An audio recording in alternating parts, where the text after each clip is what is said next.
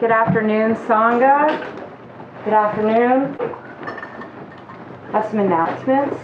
If you would please silence your phones, and at home, if you would please mute your microphones. We have a retreat coming up, Finding Freedom and Compassionate Presence with Lisa Ernst, which will run from June 23rd to June 27th. For more information and to register, please visit the retreat page on our website. Venerable Panawati is offering a book study class each Thursday at 5 p.m. The book is Learning from Buddha by Buddha Master, His Holiness Dorje Shang Buddha III. If you are interested in joining, please visit the retreat page on our website and select the book study option. The Novena prayers are now occurring monthly on every third Thursday. The next will be read Thursday, June 17th. Time to be announced. We invite you to join us on our YouTube page. Please send your confidential prayer requests for yourself or loved ones, including pets, who are sick, suffering, misfortunate, or departed, to prayer@heartwoodrefuge.org. Fully vaccinated Sangha members are now invited to Heartwood for Tuesday, Thursday, and Sunday Dharma. Fluid Friday Fun Night will be this Friday evening from 6 to 8 p.m. We will be doing sowing the seeds of Sangha and painting flower pots and planting flowers for you to take home. If you would like to join us, please register on the website, or if you have questions or want information, you can leave a note in my box or see me. Please like, follow, and share Heartwood and Thrifty Treasures on all social media to help spread the Dharma and further Heartwood's mission. If you wish to donate to Heartwood, you can do so by visiting the Heartwood website and clicking the donation button. You can also choose Heartwood on Amazon Smile. Thank you.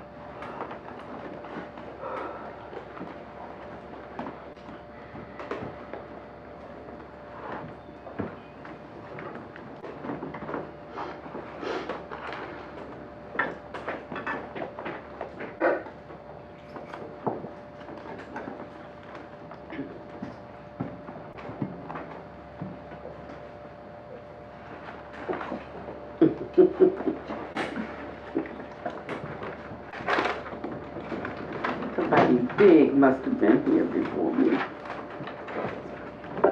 You can drop that down for my face. Thank you.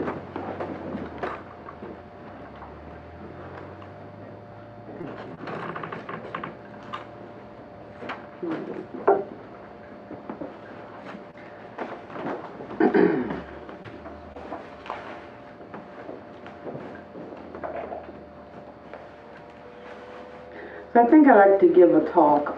We've been going for, what month is this? About 20 weeks now. Hello everybody out there. We've been going about 20 weeks just looking and putting certain dharmas into practice. So our class is called 50 Weeks to Transformation, 50 Weeks to Transformation. And what we've been doing is getting away from the suttas as a study and more as a practice, what I do this week, watching what I do this week, and working at how to transform this. For instance, if a person is timid, a person doesn't speak up, a person is afraid to speak, then they should be noticing that. And in the moment when that fear arises and they're choked or they feel they can't speak or they can't express themselves, then their job or their task was to face that fear and overcome it by speaking up. If there's one who talks all the time, is to stop talking. If there's one who is harsh in their speech, even if they were harsh when they gave a report, is to stop and go back and say, let me say that again, and say it again. Sometimes I tell you, you know how somebody can do something and it's unwholesome, and you respond to it maybe in like kind because they caught you off guard, and you responded in like kind, and then you do this practice, and you had to go back and apologize to the person who it was their fault to begin with. And so, I mean, you get tired of doing that. After a while, you're just like, never mind, because, my practice, I used to say, the Holy Spirit's going to make me go back and apologize. Now, I will go back. So my practice demands that I do that. If one doesn't have such a practice, then who can convince them to do it? I mean, we don't have a God that's going to check us tonight. We don't have a Santa Claus to tell us whether we've been good or bad and reward us if we've been good and, chastise us if we're bad. We only have ourselves. And so we have to look to ourselves. And that's why we make vows. We make a vow, taking a vow is a vow to oneself, to conduct oneself in a certain way. And then we either live up to our vows or we don't. When we do, we develop confidence in the path and our ability to walk the path.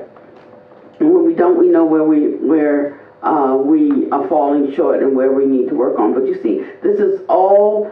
It's all on us individually. There's somebody can run and tattle to. Of course, we don't know that in Buddha land, so practitioners do it all the time, go and tattle on somebody over here and over there. But you should know that when you do, those who are well practiced know where you are while you think you're doing good or being correct.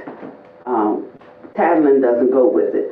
It doesn't mean that something doesn't need to be said. If it does, it says you could go to that person, you and them alone, and you can share with them. If they are well developed in their practice, they would say, thank you for pointing that out to me, sister. I'll work on that. Or, I didn't realize that I was doing that. Thank you for sharing. I'll think about that. And then really think about it. Don't walk away with that. But really think about it. And some of that comes down to whether or not we really want to be understood and whether we really care for those around us. And whether we really care about the path that we're on, wanting to see the fruit of it, the benefit of it, manifest in our own lives.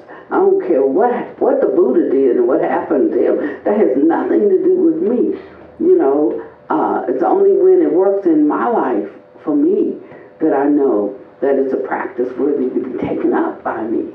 And so we generally are using the path to help other people get right so that they won't get us off kilter. So we want everybody to do the right things, say the right things, act the right way so that I can be my good self. But the purpose of the path is to show us that seed of goodness can be nurtured and grown in us, and the things that we don't want to do, we don't have to do. The things that we do want to do, we can do them. So he talks about the two ways that we make this happen. One through, and we say on the pillow, but you don't have to be sitting on the pillow. He talked about meditation. When you're sitting, when you're lying down, when you're standing up, when you're walking. I mean, basically it's 24/7. If you can only meditate when you're sitting on the pillow, well, just know that. And that you have to have a certain condition. Just know that. And that you have to have certain people around you, just know that. And that helps you to know where you are with this practice. But you can find times throughout the day, just little snippets, a minute here, 2 minutes there, 3 minutes someplace else, 5 minutes, that you can begin to turn your attention. And what it will do for you is whenever you are touching that piece, you become more and more acquainted with it. And whenever you're far away from that piece, the mind will recall the benefits of that piece. And you will turn your mind to it for a minute, and you can just get right back tuned up. Right back tuned up. When you start to spin out, say, I just need a minute. I just need 1 minute. You can turn your face to the wall in 1 minute. You can just drop right in. And that piece is there. It's very simple, but you have to really want it. Not only do you have to really want it, like some people want it because they need it, but wanting it because we love it. It's a kind of relationship. The closest thing I can liken it to, you know, is like sneaking off to be with your lover. You know, not a long time friend, I mean, we used to each other, but like when it's fresh. You know, that like just the thought of him or her, you know, or they, or you know, just the thought of that other person just grounds you, just brings you right home to your heart, like that. And so he gave a teaching on it, because people can get into that place that they love meditating because they are looking for peace. And maybe that's the way you start, but that shouldn't be your forever go-to, you know. I remember my husband, we watched this, they had a movie at church, and it was about hell. And that movie scared him so bad that he got right. I mean, it really scared him. And but he would always say the fear of hell brought him, you know, to God. But the love he felt kept him there.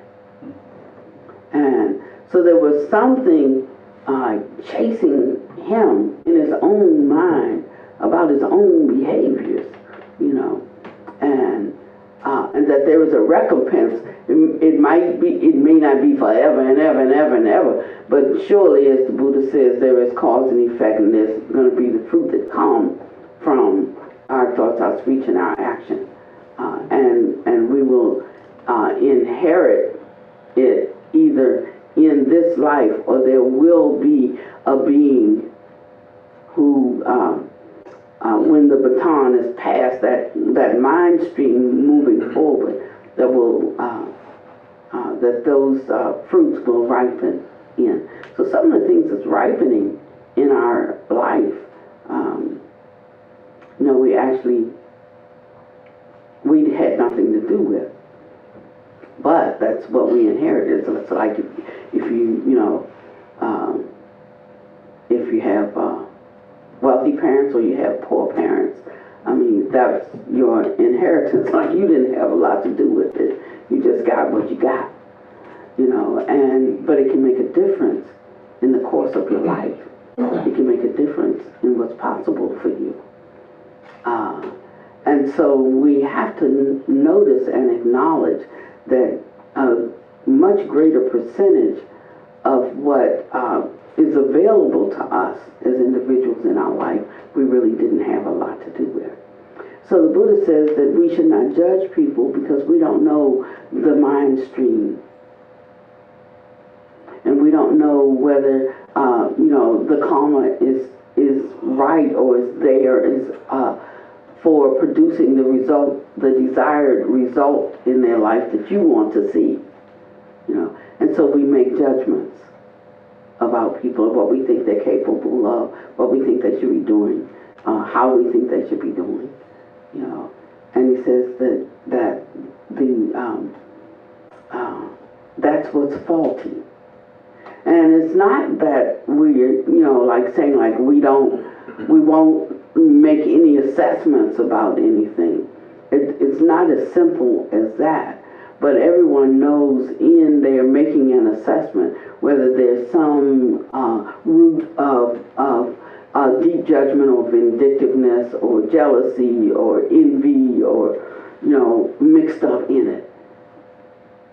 And so he tells us sometimes to look and see what's there. But at other times, like in the Sutta number, was that 61 yesterday? Or, no. 121. 121. He was saying, know what is not there. Know what this moment is void of. that'll give you a basis for how you can move forward with a conversation or move forward in a situation. Know what it is void of. So sometimes we're working with someone and we really disagree on a particular topic. And if we don't know what the moment is void of, then we will get all wrapped up with what the moment is full of. And that's when we hurt people that we love, hurt people that we don't love. We hurt people, you know. Some of it being tied so concretely and definitely into our view.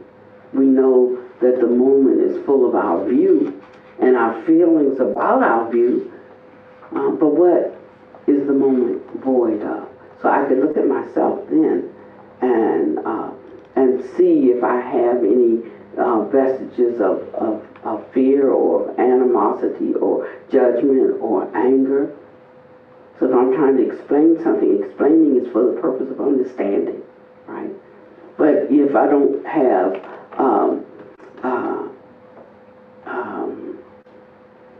the qualities to combine with that great wish to help someone to understand, then that's not going to be able to happen at that time. So I have to look and see what this moment is empty of. And if I'm trying to help somebody understand and they're not understanding, I need to check and see, what is not present here. So all the time, not all the time do we look at what is present.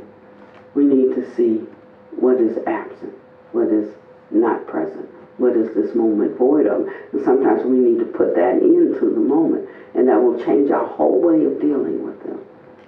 It will change our whole way of knowing the present moment. It will change our way of being able to interact with each other. Now, we think that yes, if we meditate a lot, that meditation will help us to be kinder and gentler with people, or to be more fully present with people. And yes, it absolutely will. But the other side of that is that if we don't do certain things off the pillow, and we talk about, working with habitual tendencies, and I'm not going to talk so much about that. I think there's a time for it, and I think we've ridden that pony long enough. I mean, sometimes we have to bring something up and we work on it, but we don't work on it forever, because after a while that becomes our go-to place. That becomes our excuse, is what I'm saying. About understanding about habitual tendencies and all that. You just need to stop. He said there comes a point you crush mind with mind. And your practice should be taking you to that place where you can crush mind with mind. And that just means stop it. And we like to think of the Buddha as being so sweet and so kind. You need to read this stuff. Being so sweet and so kind. And he was, but out of his kindness, he told people the truth. That's one thing they could count on. He was not going to use a euphemism. He wasn't going to, he told people the truth because he wanted them to know. And because of our defilements, sometimes it's difficult for us to tell the truth in a way that doesn't offend. So if you want to be a truth teller, you have to work at those, excuse me.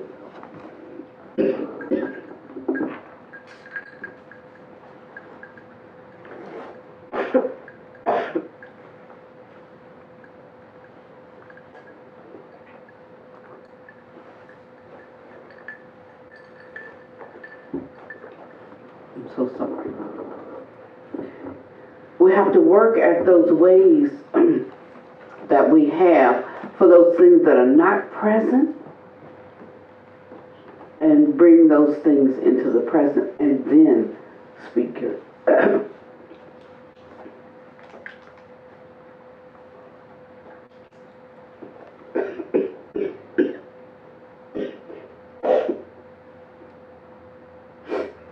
speak your truth. So I'm going to read from Sutta number 8.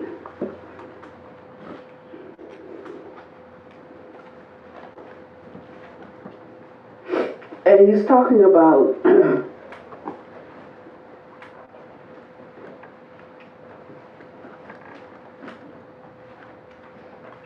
abandoning and relinquishing of views that come about in one who is attending only to his meditation training.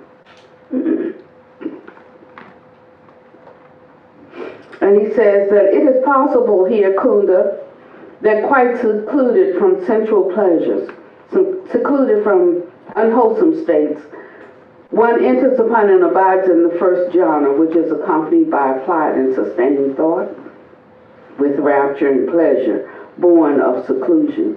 He might think thus, I am abiding in effacement. Effacement means rubbing out, the rubbing out of self. He said, but it is not these attainments that are called effacement in the Noble One's discipline. These are called pleasant abidings here and now.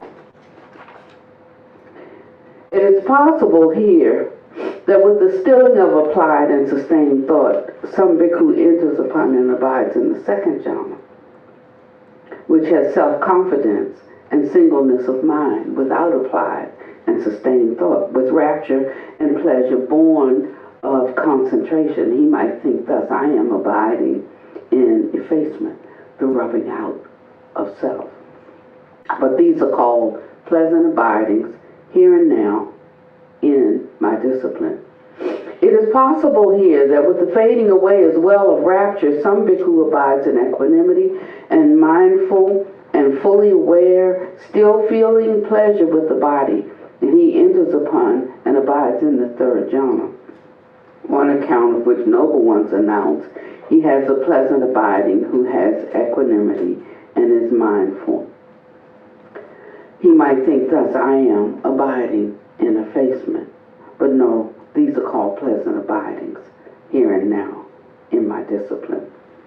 It is possible here that with the abandoning of pleasure and pain, with the previous disappearance of joy and grief, some bhikkhu enters upon and abides in the fourth jhana, which has neither pleasure nor pain, and purity of mindfulness is present due to equanimity. He might think thus, I am definitely abiding in effacement. But it is not these attainments that are called effacement, the rubbing out of self, in the Noble One's discipline. These are merely called pleasant abidings here and now. It is possible here that with the complete surmounting of perceptions of form, with the disappearance of perceptions of sensory impact, with non-attention to perceptions of diversity, with awareness that space is infinite, someone enters upon and abides in the base of infinite space, and he might think, I am abiding in effacement. But no, it is not these attainments that are called effacement in my discipline. These are called peaceful abidings. It is possible here that by completely surmounting the base of infinite space, aware that consciousness is infinite, one enters and abides in the base of infinite consciousness, and he might think thus, I am abiding in effacement, but no. It is possible here that by completely surmounting the base of infinite consciousness, aware that there is nothing, some bhikkhu enters upon and abides in the base of nothingness, and he might think, I am abiding in effacement. But these are called peaceful abidings in my discipline. It is possible here that by completely surmounting the base of nothingness, some bhikkhu enters upon and abides in the base of neither perception nor non-perception. He might think thus, I am abiding in effacement. But these attainments are not called effacement in the Noble One's discipline. These are called peaceful abidings. So in the first four jhanas, he calls them pleasant abidings here and now. And the the four of the fourth, he calls them peaceful abidings. But he does not call them effacement.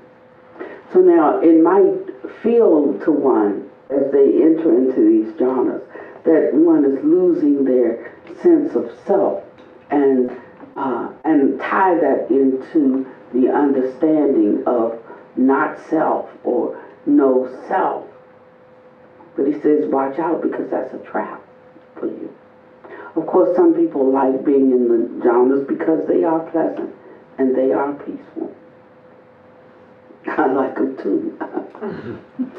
But he's trying to help us make a distinction about, everything has a purpose and a usefulness. And it's helping us to get a right understanding. And while we're looking at that pleasant abiding, that peaceful abiding, and we're saying, this is it. This is the prize. This is the goal. It says that that's something that only gives pleasure and peace to who? To oneself. And so many times, that's all people want to do, because they don't want to do the work that's required to do off the pillow that actually is the uprooting of the self. So it's like trying to grab a cheat sheet.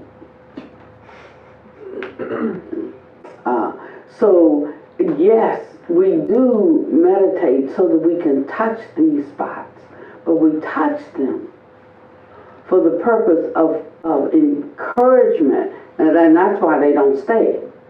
That's why you can't abide in them, more and more and more, until that just becomes the nature of your being. That's how you act out.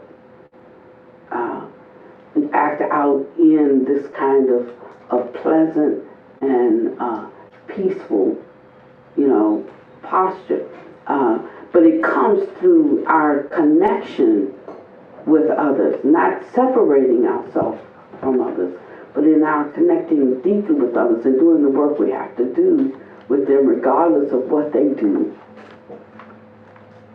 that really moves us into that place where the self falls away. So the use or the benefit of it, what's the benefit? Because it feels good, that's not the purpose or the benefit, although it does feel good.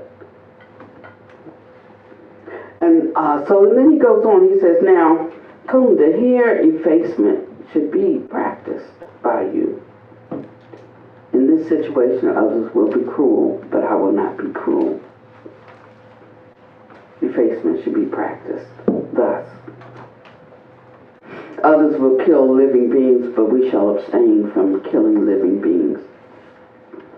Effacement should be practiced thus. Others will take what is not given. We shall abstain from taking what is not given here. Effacement should be practiced like this. In this particular community, others will be uncelibate. We shall be celibate here. Others will speak falsehood. We shall abstain from false speech here. Others will speak maliciously. We shall abstain from malicious speech here. Others will speak harshly. We shall abstain from harsh speech here. Others will gossip, but we shall abstain from gossip. Others will be covetous. We shall be uncovetous. Effacement should be practiced thus.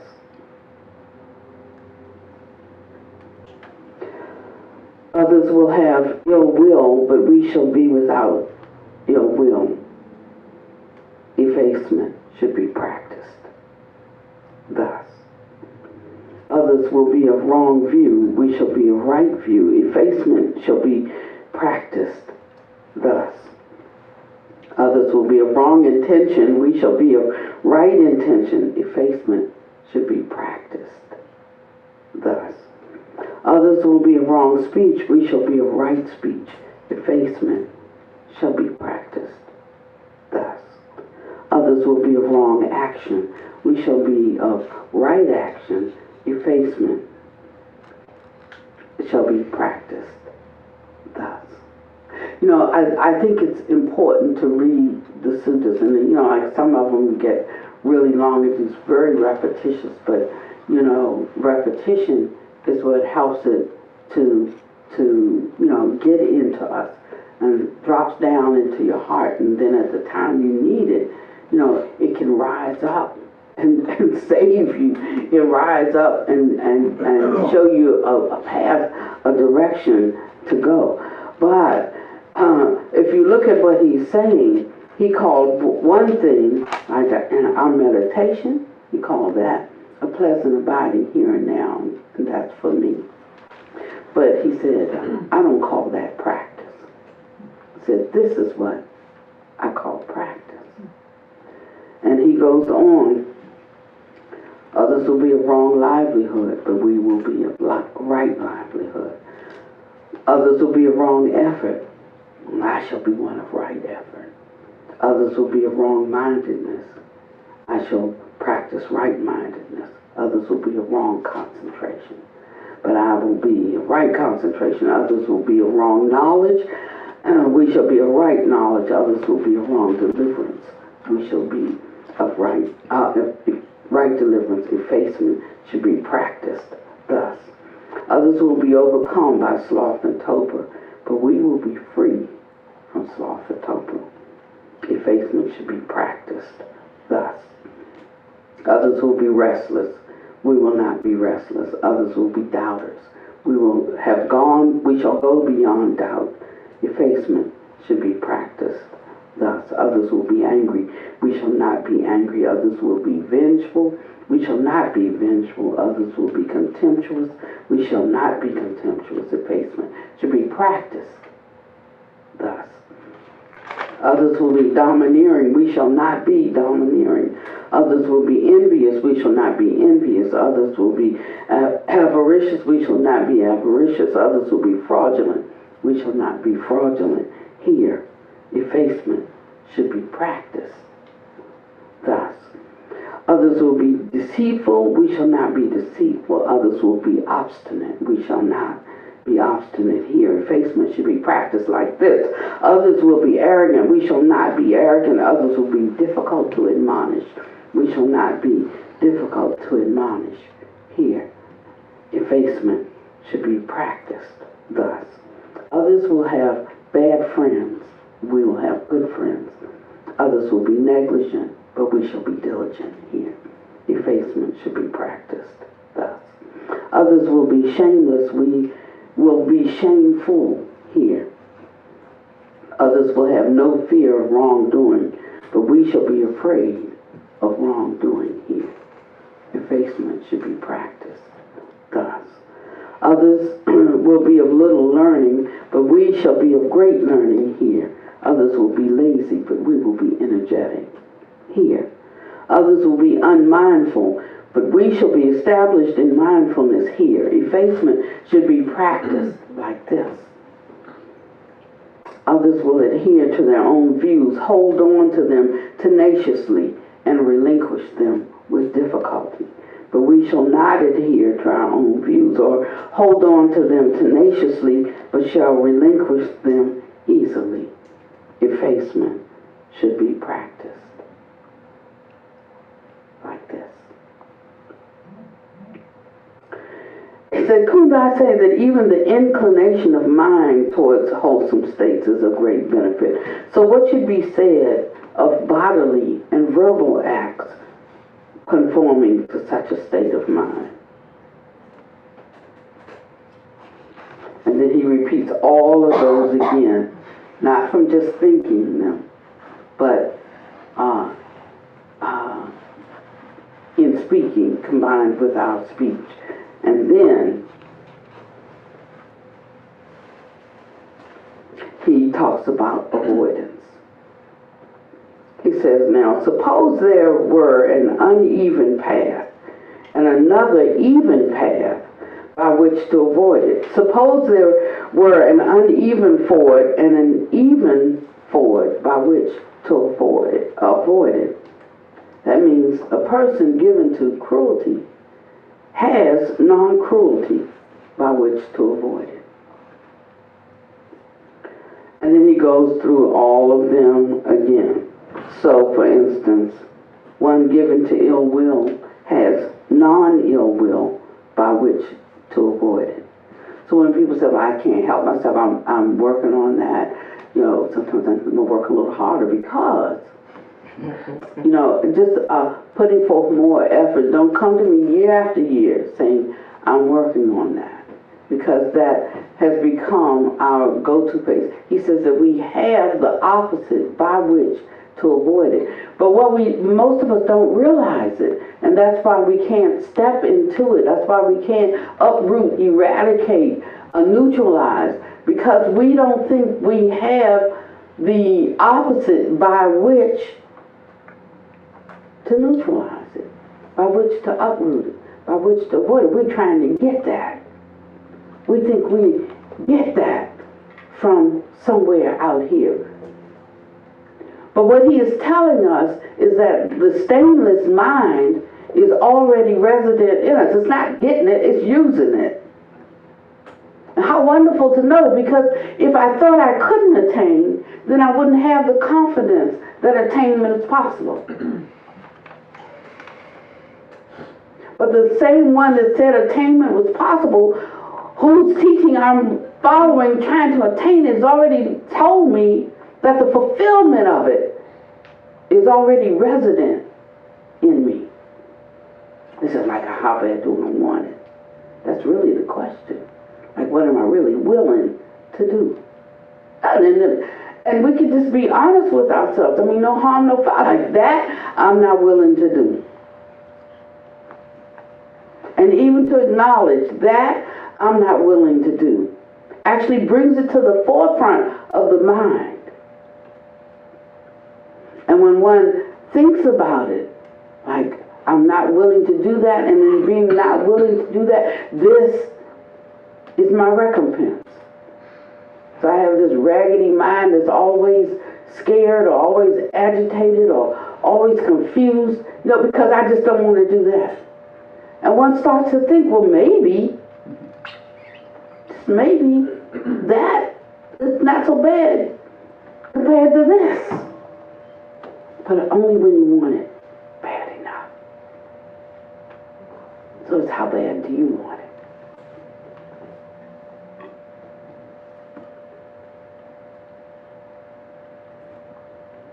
And some of us wear our,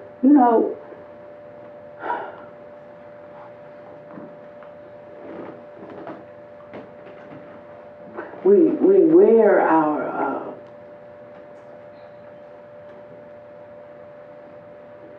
I'm looking for a word, because I'm really wanting to be heard today. But I love you, right? Everybody. And when I'm speaking to all of us, including me. But we wear our neurotic tendencies like a badge. We need to stop it. We talk about how deep we are in practice and wanting to be teaching. We need to stop it.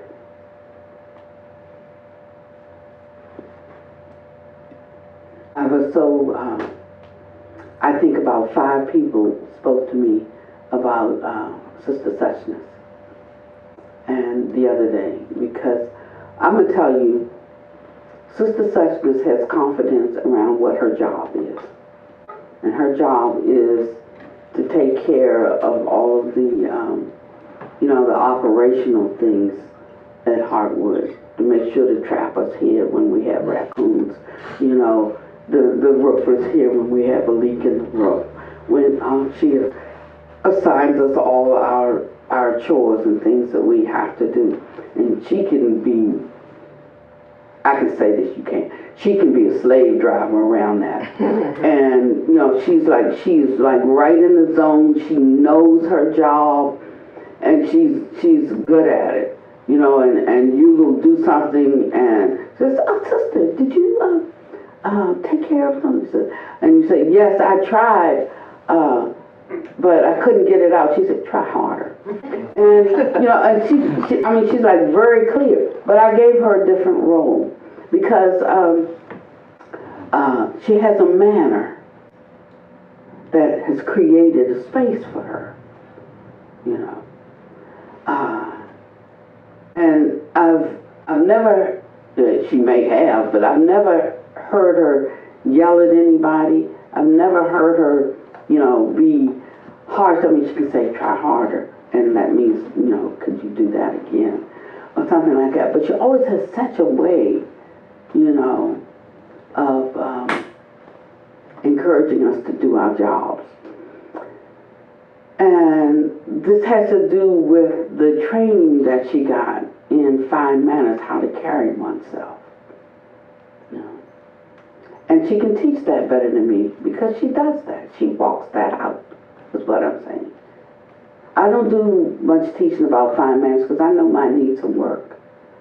You know, and you know, you can fake it till you make it, but it's better that one who has the quality does that, you see, because there is a transmission that goes with it. And when the words and the actions don't agree, you know, all that confusion gets all up in the hearer as well, you know.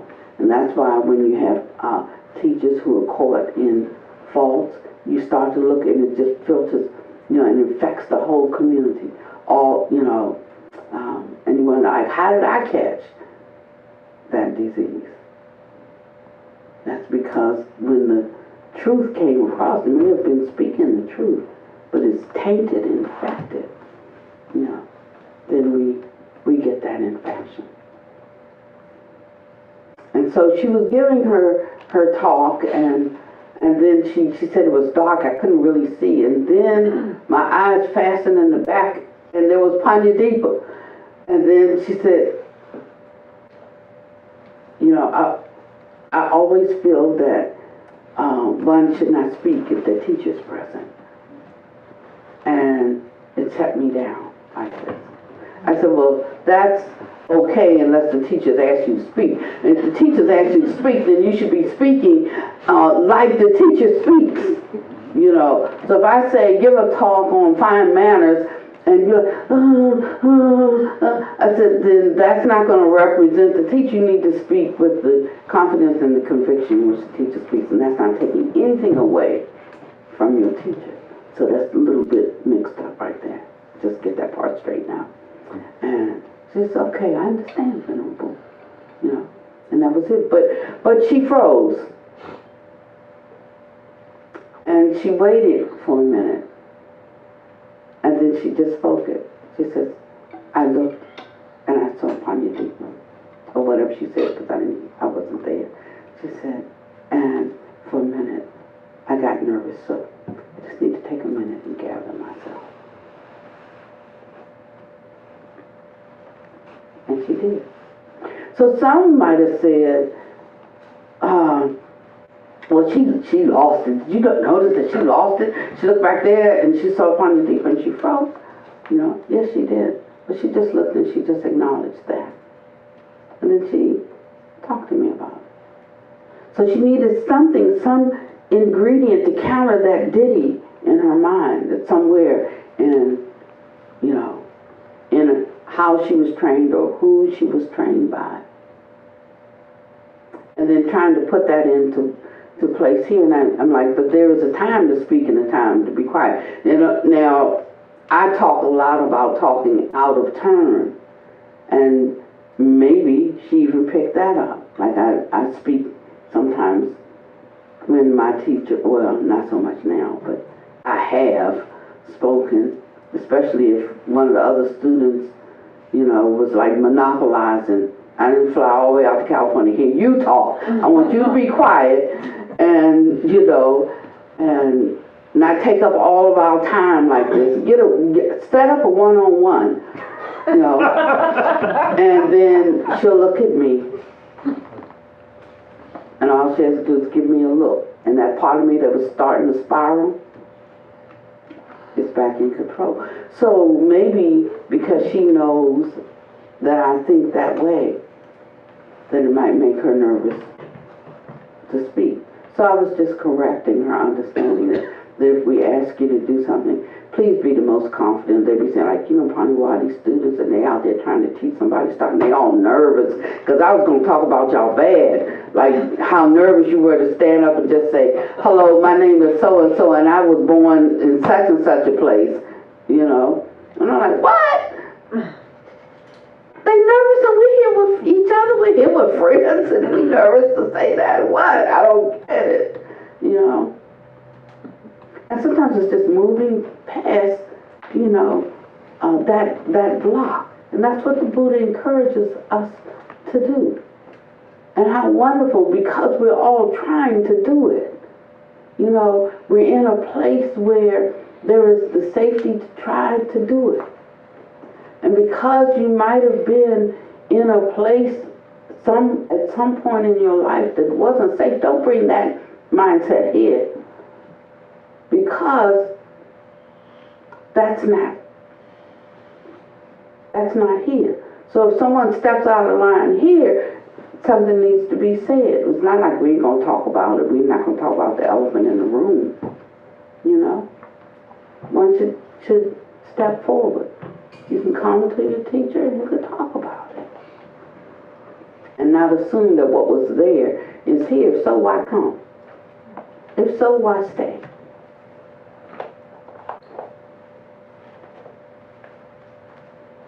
And if you're going to leave, tell me the real reason. Not like, you know, the Holy Spirit spoke to me and told me now is the time to... But that's in our, you know, in our timidness. And he's helping us to uproot our timidity. Even down to, that's part of taking responsibility for ourselves. Wanting other people to take responsibility for us. Wanting others to protect us. Wanting others to look out for us. And it reinforces a victim mentality is what I'm talking about.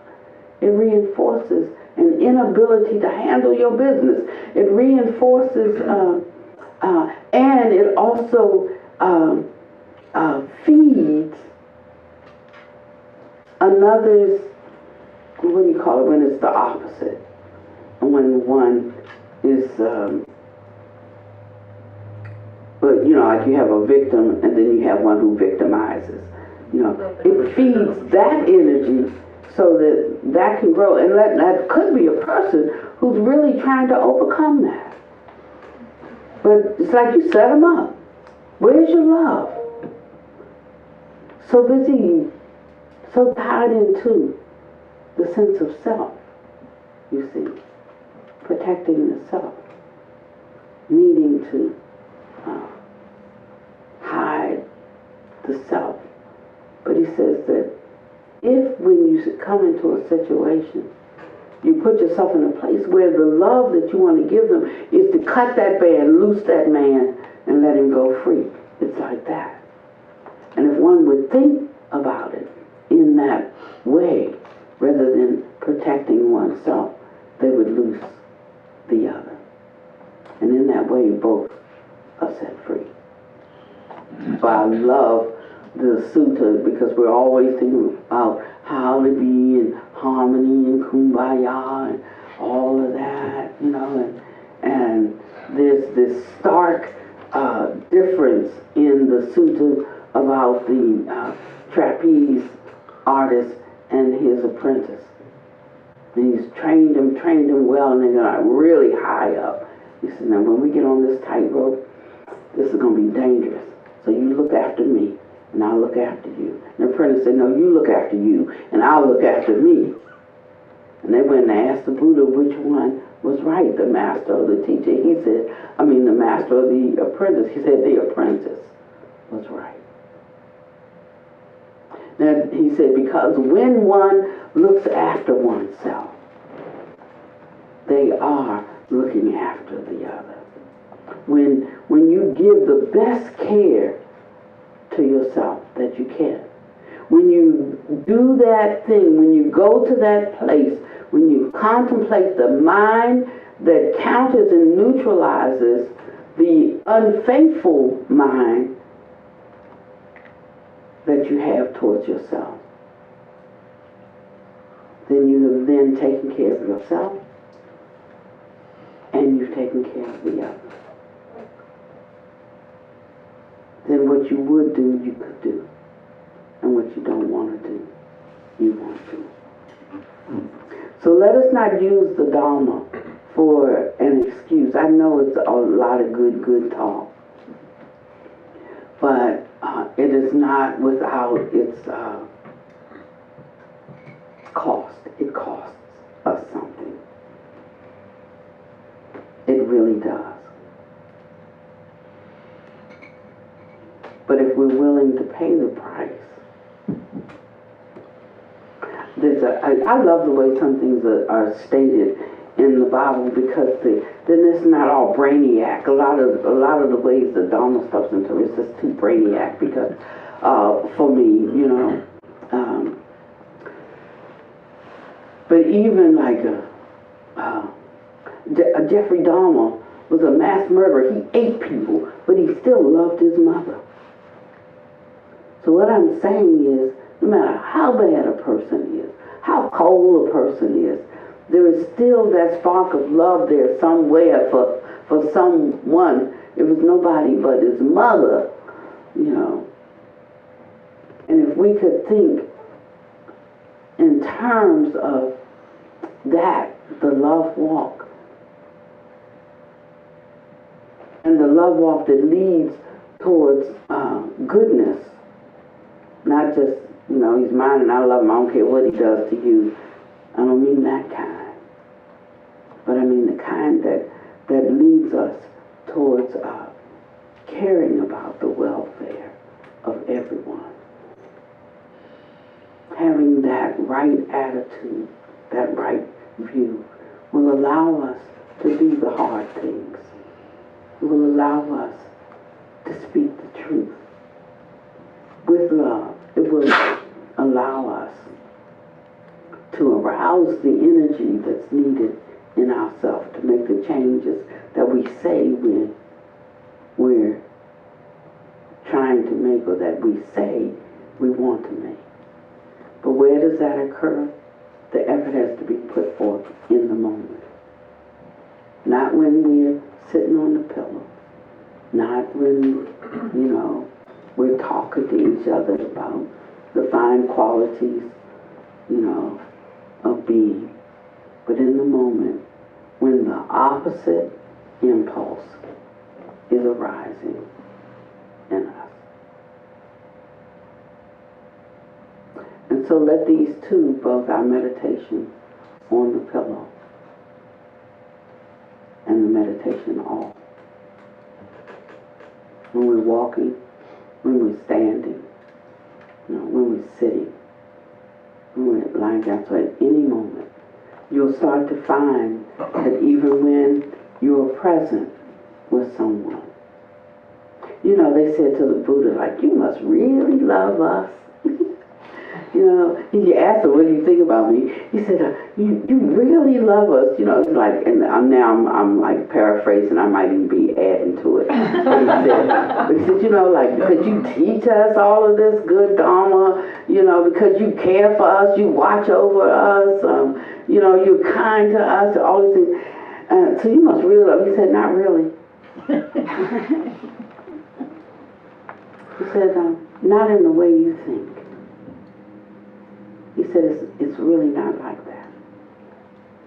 So when he touches in these places of selflessness,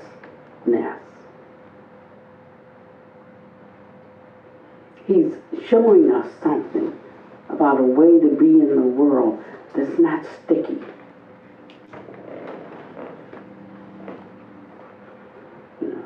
It's not sticky, it's not all kissy face. It's not, you know, that's the world's way.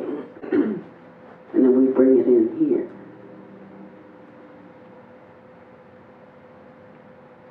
But yet there's a deep, rich, inner movement of energy that flows together. It's quickening. It gives life. It's a connection on a whole different plane. And you know that you're safe, not because I say you're safe, but because you can feel it in your innards. There, you know, the vibration tells the story. Even then when one says the wrong thing, you know, or acts in a way that's unseemly, still the vibration tells the story. And that's how one, when one can read or feel the vibration,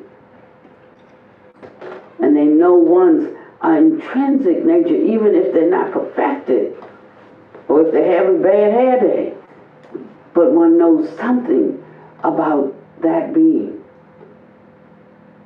And then they can like let that, I can just let that go. Next time I see them, I don't have to say, well, you know, you acted out this morning. Next time I see them, I'm like, how are you? Completely let it go. Don't have to sit down and have a talk with them about it.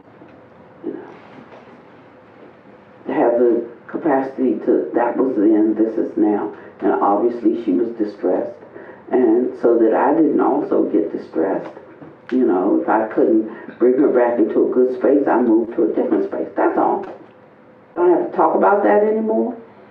You know, and then sometimes when you know that that's you, and you go back and say, I just want to apologize for my behavior this morning. The only response to that is, okay, that's it. Or, you know, I could tell something was bothering me. I didn't take it personally. Or, I did, but that's my work. Or, you know, you can just keep the word down to a minimum. Both the one who's confessing and the one who's receiving the confession. So it starts to be less and less. Less and less needs to be said. Less and less. And no, and to the one, whatever you say or don't say, to the one involved. And this is a training. But as he tells us, he said, that's what I call practice. Not sitting on the pillow. Ain't nobody there on that pillow but you. But when we have to interact with one another, with people. Yesterday, I explained the whole thing that happened over the weekend, right, with my staff and the stuff at the store. And it wasn't that everything was outwardly a mess. It was, but that didn't bother me, you know, because at those prices you just dig through the bin. So I didn't care about that. But it really was a reflection, you know, of something that was going on internally, you know, in someone that was out of order and it was destroying a certain harmony up there. And I had to take care of it. And you know, and I was thinking, like, I don't want to have to do this because that woman is a work animal, and I really appreciate her for the work.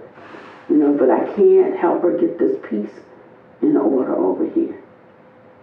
And it's going to hurt too many people. I've got to deal with it. So I just went in Friday and I dealt with it. And I'm like, this is not the time because I got a retreat going on, you know. But I just went on and did it anyway. And I have to tell you that this was the highest grossing weekend, because you know the story, because I shared it with you all. This is the highest grossing weekend we've had since we opened. Right at the time when everything was all, you know, upset, you know. And that's what I'm saying to you, that you're never going to develop courage and strength unless you go to the places that scare you. You have to go there. Or you'll die scared, unsure, insecure.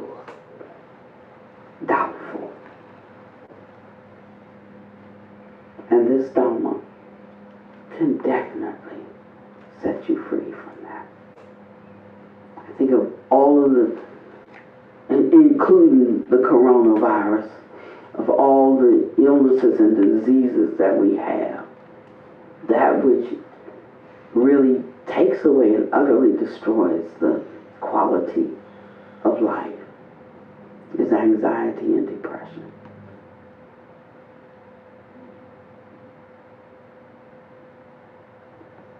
The Buddha gives us the antidote for it, but we have to have the faith to exercise the remedies, to take the medicine. Don't stop taking your other medicine, But I'm not giving a therapy session, here, and I'm not talking about medical because that's not my field. But what I am saying is that this won't hurt you. It will help you. And I've seen people make great progress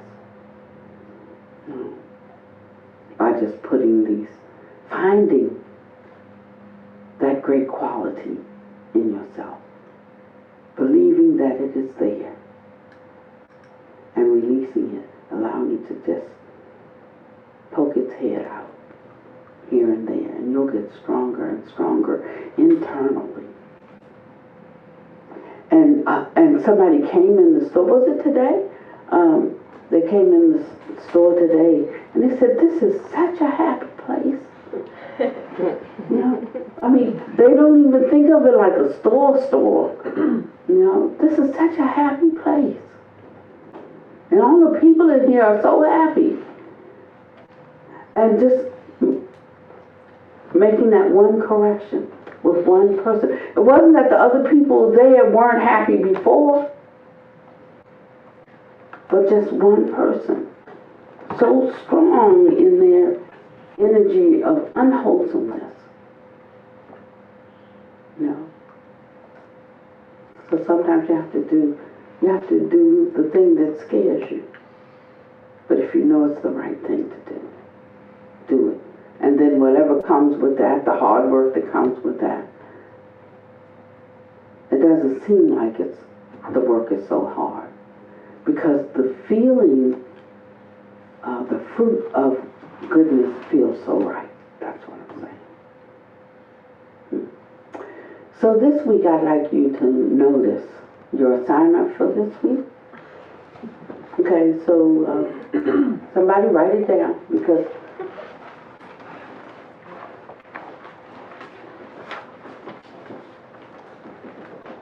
it's the Google Sutta number 8 in the Majjhima Nikaya. And read that sutta. So we have 2 more minutes, and I want to finish out the last.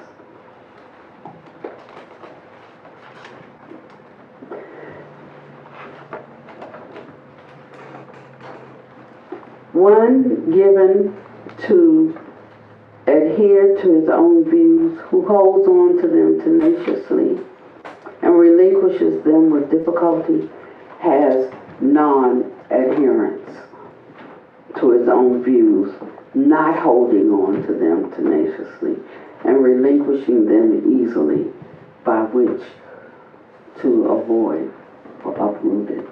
One given to a lack of wisdom has the acquisition of wisdom by which to avoid it. And this is the ending. Kunda. Just as all unwholesome states lead downward and all wholesome states lead upward, so too, and he goes through all of them again, is the way leading upward. So we don't have to take this as such a religious exercise. We don't even have to talk about it in a spiritual sense. But when one applies the antidote to that thing which hinders them. That is what is spiritual. That is, as the Buddha called it in his own words, the way leading upward.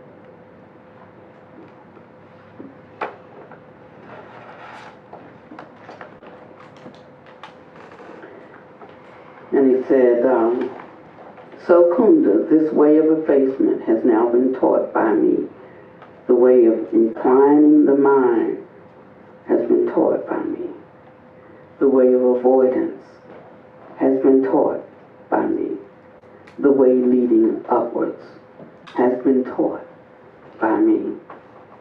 And the way of extinguishing one's defilements has been taught by me.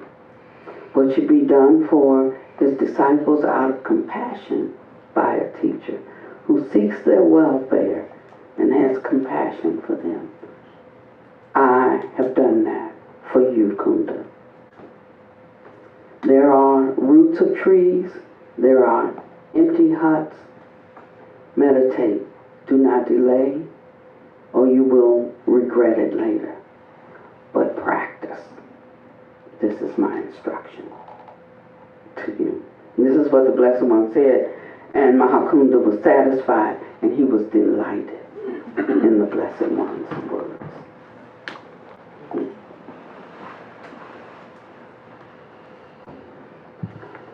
Thank you for coming today.